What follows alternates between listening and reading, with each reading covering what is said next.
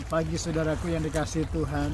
Pagi yang baik ini saya mengajak kita merenungkan dalam Ibrani 12 ayat 10 sampai yang ke-11. Sebab mereka mendidik kita dalam waktu yang pendek sesuai dengan apa yang mereka anggap baik.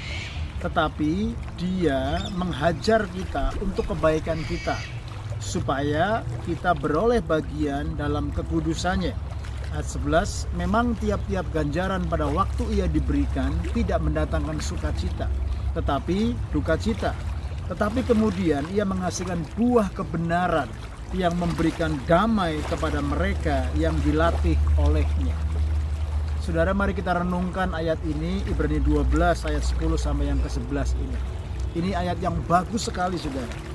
Tuhan mendidik kita lewat, saudaraku, apa yang menjadi otoritas dan kehendaknya, yaitu firman Allah.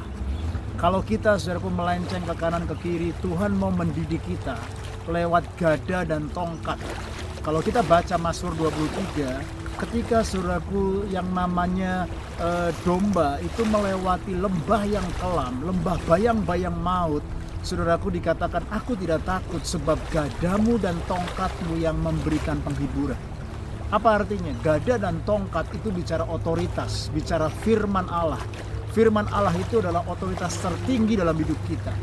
Nah, kalau kita, saudaraku, dididik di dalam waktu yang pendek ini sesuai dengan apa yang mereka anggap baik, saudaraku, tetapi dikatakan di sini Dia menghajar kita untuk kebaikan kita. Jadi, saudaraku, ketika Tuhan mendidik saya dan saudara, menghajar kita, tujuannya adalah untuk kebaikan kita, supaya dikatakan kita beroleh bagian dalam kekudusannya, kita beroleh bagian dalam rencana kekekalannya. Karena Tuhan itu kudus dan rencananya itu kudus. Itu sebabnya Tuhan mau menguduskan hati saya dan saudara, supaya hati kita remuk, hati kita humble, hati kita simple before God. Kita nggak mempertahankan hak dan kemauan dan ego kita, tapi kita mau berkata, Tuhan, didik aku dalam kebenaran, didik aku dalam otoritas dan firman-Mu, sehingga aku beroleh bagian di dalam rencana dan dalam kekudusan Tuhan.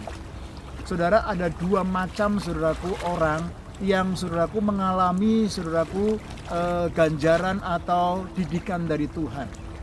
Orang yang pertama bisa menyesal, saudaraku, karena biasanya selalu penyesalan selalu datang di kemudian hari. Tetapi juga ada orang, saudaraku, yang dididik oleh kebenaran, lalu responnya itu positif, maka dia akan menjadi lebih baik, ya. Bukan bitter tapi better. Nah, orang, saudaraku, yang direspon, orang yang dibentuk, yang dihajar, dididik oleh kebenaran firman Allah, maka, saudaraku, dia akan memperoleh bagian dalam rencana kekudusan Tuhan. Dan saya berdoa supaya kita semua sebagai anak-anak Tuhan bukan menjadi anak-anak yang gampang, tapi anak-anak yang kuat, anak-anak yang berani, anak-anak yang dewasa.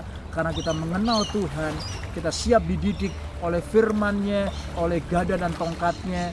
Dan pasti didikan dan ganjaran Tuhan itu akan mendatangkan, saudaraku, sukacita di kemudian hari. Karena kita tahu, saudaraku, pasti didikan Tuhan akan menghasilkan buah kebenaran.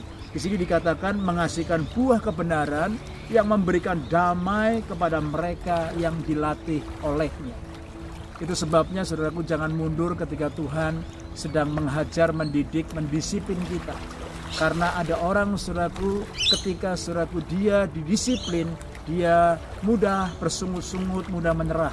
Tetapi sesungguhnya ketika orang didisiplin oleh Tuhan lewat firman-Nya dan responnya setia, responnya benar, maka dikatakan dia akan menghasilkan buah kebenaran dan akan menghasilkan damai sejahtera yang luar biasa.